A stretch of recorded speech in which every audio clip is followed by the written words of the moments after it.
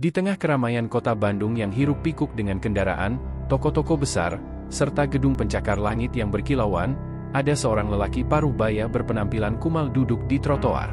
Bajunya lusuh, wajahnya dipenuhi debu jalanan, dan tangannya menggenggam sebuah kaleng berkarat untuk menampung recehan orang-orang yang lewat. Tak ada yang tahu bahwa lelaki itu sejatinya adalah seorang miliarder muda bernama Arka Pratama, pemilik salah satu perusahaan teknologi terbesar di Jawa Barat. Ia menyamar menjadi pengemis bukan karena kehilangan segalanya, melainkan karena sebuah alasan yang lebih dalam. Ia ingin merasakan bagaimana rasanya dicintai tanpa harta, tanpa mobil mewah, tanpa status sosial. Ia muak dengan wanita-wanita yang hanya mendekatinya demi kekayaan, bukan karena dirinya yang sesungguhnya. Hari itu panas terik, orang-orang lalu lalang dengan wajah lelah, sebagian besar hanya menoleh sekilas pada Arka lalu berlalu tanpa peduli. Ada yang mencibir, ada yang meludah ke tanah dekat kakinya, bahkan seorang anak kecil menunjuknya sambil tertawa karena bau tubuhnya yang menyengat. Arka hanya diam, meski hatinya pedih. Jadi begini rasanya hidup diabaikan, gumamnya lirih. Padahal di dalam dompet yang tersembunyi di balik pakaiannya, tersimpan kartu emas dan identitas asli yang mampu membuat siapapun menunduk hormat. Namun kini, semuanya tak berarti. Saat hampir menyerah, Arka melihat seorang perempuan muda berhijab sederhana mendekat. Wajahnya teduh meski tampak lelah, tangannya membawa sebuah kantong plastik berisi nasi bungkus. Ia tak langsung memberi uang, tapi duduk di samping Arka, lalu berkata pelan, "Mang, sudah makan?" Arka tertegun. Jarang sekali ada orang yang mau duduk di sampingnya, apalagi bertanya dengan nada penuh empati. "Belum, Neng," jawab Arka dengan suara bergetar. Perempuan itu lalu menyodorkan nasi bungkusnya. "Ini Mang, saya cuma punya satu, tapi semoga cukup. Saya bisa tahan lapar sedikit, yang penting Mang jangan sakit." Air mata Arka menetes tanpa bisa ditahan. Selama beberapa hari ia menyamar, baru kali ini ada yang benar-benar peduli tanpa melihat rupanya. Perempuan itu bernama Nisa, seorang penjual kue keliling yang juga anak yatim. Hidupnya pas-pasan, tapi hatinya begitu lapang. Dari situlah pertemuan mereka dimulai. Namun, kehidupan tak pernah semulus yang diharapkan. Saat Nisa memberikan makanannya, beberapa pemuda usil melihat dari kejauhan, lalu mendekat sambil tertawa. Lihat tuh si Nisa. Saking miskinnya, sampai makan bareng pengemis. Jangan-jangan nanti jodohnya juga pengemis, hahaha, seru salah satunya. Nisa hanya menunduk, berusaha tak menggubris, tapi wajahnya memerah menahan malu. Arka menggenggam kalengnya erat, menahan amarah yang mendidih dalam dada. Seandainya ia buka penyamarannya, tentu pemuda-pemuda itu akan menyesal. Tapi ia menahan diri. Ia tahu, ujian pertama dari niatnya baru saja dimulai. Di dalam hatinya, Arka bertekad, ia akan terus menjalani hidup sebagai pengemis untuk melihat apakah Nisa benar-benar tulus atau hanya kasihan sesaat. Namun, ia tak tahu bahwa keputusannya ini akan menyeretnya dalam pusaran konflik yang lebih besar, membuatnya harus melawan gengsi, rasa sakit, bahkan nyawanya sendiri. Hari berganti hari, Arka tetap menyamar sebagai pengemis di sudut Jalan Braga, Bandung. Ia sudah hafal suara klakson yang bersahut-sahutan, hiruk-pikuk pedagang kaki lima, juga tatapan sinis orang-orang yang lalu lalang. Setiap hari, hanya segelintir orang yang peduli padanya. Dan salah satunya selalu hadir, Nisa.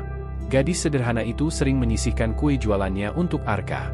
Bahkan ketika dagangannya tak laku, ia tetap tersenyum, berkata, "Rezeki MAH sudah diatur Gusti Allah, Mang. Neng MAH ikhlas, yang penting Mang jangan sakit." Kata-kata itu menghujam hati Arka. Belum pernah ada perempuan yang menatapnya dengan ketulusan begitu dalam, tanpa menyinggung soal uang, mobil, atau rumah mewah. Namun, kehidupan jalanan ternyata penuh ujian. Suatu sore, saat Nisa kembali datang dengan membawa sekantong roti sisa dagangannya, tiba-tiba datang sekelompok preman. Mereka biasa memalak pedagang kecil di sekitar alun-alun. Melihat Nisa yang lemah, mereka mencoba merampas dagangannya. "Hei, sini rotinya. Buat kami aja. Kamu pasti nggak mampu jual lagi," ucap salah satu preman berbadan besar. Nisa menolak, memeluk erat kantong plastik itu. "Jangan Kang, ini buat Mang pengemis di sana. Saya janji mau kasih dia makan," ucapnya dengan suara bergetar. Preman itu justru tertawa terbahak. "Hah? Kamu bela pengemis? Dasar bodoh!" Arka yang melihat dari kejauhan tak tinggal diam. Meski tubuhnya kotor, hatinya masih menyala. Ia bangkit, berjalan terpincang-pincang ke arah mereka, lalu berteriak, "Hei, jangan ganggu dia. Semua mata tertuju padanya, sebagian orang yang lewat hanya menonton tanpa berani menolong. Preman-preman itu terbahak, lihat, pengemis berani-beraninya lawan kami. Mau jadi pahlawan? Tanpa basa-basi, salah satu dari mereka mendorong Arka hingga terjatuh ke aspal. Lututnya berdarah, tapi Arka bangkit lagi, menatap tajam meski tubuhnya gemetar. Kalau kalian mau ambil, ambil dari aku. Jangan ganggu dia, katanya tegas. Nisa menjerit, mencoba melindungi Arka, tapi premannya semakin beringas. Beberapa kali pukulan mendarat di tubuh Arka. Ia terbatuk darah, namun tetap berdiri, melindungi kantong plastik berisi roti itu seakan itu adalah harta paling berharga di dunia. Orang-orang sekitar mulai bersorak, sebagian ada yang mengeluarkan ponsel untuk merekam, tapi tetap tak ada yang menolong. Hingga akhirnya, seorang bapak tua pedagang gorengan berteriak, "Cukup, kalian gak punya hati. Malu atuh, mukulin orang miskin." Preman-preman itu tersentak, merasa terpojok oleh perhatian massa, lalu kabur sambil menggerutu. Nisa buru-buru membantu Arka yang terkulai lemah. "Mang, kenapa harus melawan? Biarin aja mereka ambil, yang penting Mang gak kenapa-kenapa," ucapnya dengan air mata menetes. Arka hanya tersenyum samar meski wajahnya lebam. "Aku gak mau lihat kamu disakiti, Neng, lebih baik aku yang kena, daripada kamu." Jawaban itu membuat dada Nisa sesak, ada rasa haru bercampur bingung. Baginya, pengemis kumal ini terlalu mulia untuk sekadar pengemis. Sejak hari itu, hubungan mereka semakin dekat. Nisa mulai sering duduk berlama-lama dengan Arka, berbagi cerita tentang hidupnya. Ia bercerita bagaimana ibunya sakit-sakitan di rumah kontrakan sempit di Cimahi, bagaimana ayahnya sudah meninggal sejak ia kecil, dan bagaimana ia harus banting tulang jualan kue keliling demi biaya sekolah adiknya. Arka mendengarkan dengan penuh perhatian, matanya berkaca-kaca. Dalam hati ia bergumam, andai Nisa tahu siapa aku sebenarnya, apa dia masih akan setulus ini? Namun, rahasia Arka mulai terancam. Suatu malam, saat ia kembali ke hotel mewah tempat ia diam-diam bermalam setelah seharian menyamar, seorang karyawan hotel yang mengenalnya hampir membongkar penyamarannya. "Pak Arka, kenapa Anda pulang dengan pakaian kumuh begitu? Nanti orang-orang salah paham," ujar sang resepsionis. Arka buru-buru menempelkan jari ke bibir, "Tolong rahasiakan ini. Jangan ada yang tahu, bahkan manajer sekalipun." Ia sadar, semakin lama ia menjalani hidup ganda ini, semakin besar pula risikonya ketahuan. Di sisi lain, Nisa juga mulai dihujat tetangga-tetangganya. Banyak yang mencibir, menuduhnya gila karena dekat dengan seorang pengemis. "Nisa, kamu cantik, masih muda, tapi kok jatuhnya ke pengemis? Mau dapat apa?" kata salah satu ibu-ibu. Nisa hanya diam, hatinya terluka, tapi ia percaya ada kebaikan yang lebih besar dalam diri Arka. Mereka nggak tahu seperti apa Mang sebenarnya, dia lebih berharga daripada orang-orang kaya yang cuma bisa menghina, batinnya. Konflik semakin menegang ketika suatu sore, Arka hampir ketahuan oleh seorang mantan rekan bisnisnya yang lewat dengan mobil mewah. Orang itu mengenali wajahnya meski tertutup debu. "Bukannya itu Arka Pratama, CEO besar itu? Kenapa jadi pengemis?" desisnya dari balik kaca mobil. Arka panik, buru-buru membungkuk lebih rendah, pura-pura batuk parah agar wajahnya tak jelas terlihat. Untungnya mobil itu segera melaju, tapi Arka sadar waktunya semakin sempit. Dalam hatinya, ia mulai bimbang. Haruskah ia terus melanjutkan penyamaran ini, ataukah saatnya membuka diri pada Nisa? Namun, jika ia jujur, ia takut Nisa akan kecewa, merasa dibohongi, atau justru menjauh. Tapi jika ia terus menyamar, ia tahu suatu hari kebenaran akan terbongkar juga. Dilema itu membuat tidurnya gelisah, sementara rasa cintanya pada Nisa tumbuh semakin dalam. Arka tidak menyadari, di balik semua ini ada seseorang yang mengintai. Salah satu preman yang pernah ia lawan rupanya merasa dendam. Ia mulai mengikuti Arka diam-diam, ingin tahu siapa sebenarnya pengemis berani itu. Dari situlah benang konflik besar akan segera terurai, membawa Arka dan Nisa ke dalam bahaya yang tak pernah mereka bayangkan sebelumnya. Malam itu di sebuah gang sempit di daerah Cimahi, Arka duduk di depan rumah kontrakan Nisa yang sederhana. Rumah itu kecil, dindingnya sudah mulai mengelupas, namun dari dalam terdengar suara tawa adik Nisa dan batuk lemah ibunya yang sakit-sakitan. Nisa keluar membawa segelas teh hangat untuk Arka. "Mang, walau cuma teh tawar, semoga bisa bikin hangat badan," ucapnya sambil tersenyum. Arka menerima dengan mata berkaca-kaca. Ia yang biasa disuguhi wine mahal di restoran bintang 5, malam ini merasa teh sederhana itu jauh lebih nikmat, karena disajikan dengan tulus. Namun kebahagiaan itu tak berlangsung lama. Dari ujung gang, beberapa bayangan bergerak mendekat. Preman-preman yang dulu pernah dipermalukan Arka kini datang lagi, kali ini membawa lebih banyak orang dan senjata tajam. Nisa yang melihat mereka langsung pucat. "Mang, itu mereka? Cepat masuk ke dalam." Tapi Arka berdiri tegak, tubuhnya gemetar tapi matanya penuh keberanian. "Aku nggak bisa terus sembunyi, Neng. Kalau mereka ganggu kamu dan keluarga, aku nggak akan tinggal diam." Preman itu tertawa mengejek. "Heh, pengemis sok jago. Kamu sudah bikin malu kami tempo hari. Sekarang waktunya balas dendam. Serahkan semua uang yang kalian punya, atau kami bakar rumah ini." Warga sekitar mulai keluar rumah, namun hanya berani menonton dari jauh. Suasana tegang, udara malam terasa dingin menusuk. Nisa berdiri di depan Arka, mencoba melindunginya dengan tubuh kecilnya. "Jangan ganggu dia. Dia nggak salah apa-apa," teriaknya. Tiba-tiba salah satu preman mengayunkan parang ke arah Arka. Refleks, Arka menahan dengan tangan kosong, darah langsung mengalir dari lengannya. Nisa menjerit histeris, warga terperangah. Namun, yang terjadi berikutnya benar-benar mengejutkan. Dari balik kerumunan, sebuah mobil hitam mewah meluncur, berhenti mendadak di depan gang. Pintu terbuka, dan keluar beberapa pria berbadan tegap berpakaian rapi. Mereka adalah bodyguard pribadi Arka yang sejak awal diam-diam mengawasi dari jauh. "Lepaskan Tuan Arka sekarang juga," teriak salah satu dari mereka. Semua orang terdiam. Nisa menoleh bingung. "Tuan Arka? Maksudnya apa?" Preman-preman itu kaget. "Apa? Jadi dia bukan pengemis?" Dalam sekejap, suasana berubah kacau. Arka yang berdarah-darah akhirnya tak bisa lagi menyembunyikan identitasnya.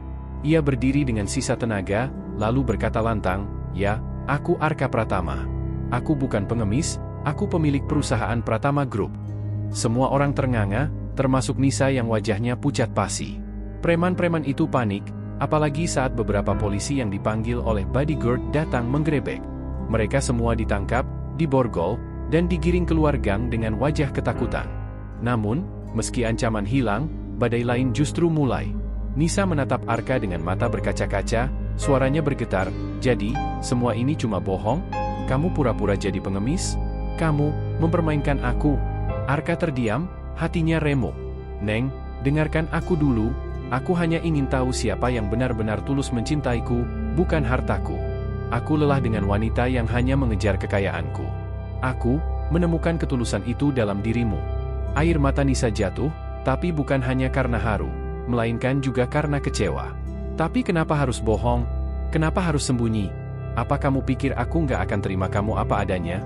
Aku sudah membela kamu di depan orang-orang, Mang. Arka, dan ternyata aku yang dibohongi." Suasana hening, hanya suara jangkrik malam yang terdengar. Arka berlutut meski tubuhnya masih berdarah, menatap Nisa dengan penuh penyesalan. "Aku salah, Neng. Aku minta maaf. Tapi demi Allah, rasa sayangku padamu bukan pura-pura.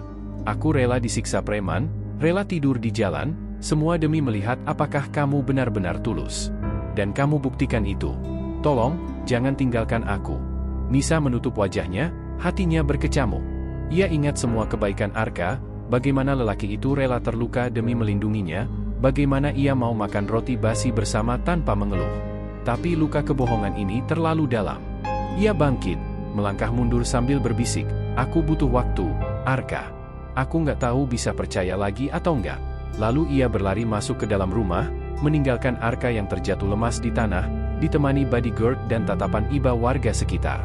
Hari-hari berikutnya penuh penantian. Arka dirawat di rumah sakit mewah, tubuhnya sembuh, tapi hatinya hampa. Ia mencoba menemui Nisa berkali-kali, namun selalu ditolak. Ibunya Nisa bahkan berkata, "Nak, kau memang baik. Tapi luka di hati anakku besar. Kalau kau sungguh mencintainya, buktikan dengan kesungguhan, bukan dengan sandiwara." Kata-kata itu menancap di hati Arka. Ia sadar, jika ingin mendapatkan Nisa kembali, ia harus membuktikan cintanya dengan tindakan nyata, bukan sekadar janji. 6 bulan berlalu. Nisa tetap bekerja keras jualan kue keliling, kini dengan gerobak kecil yang ia beli dari hasil menabung.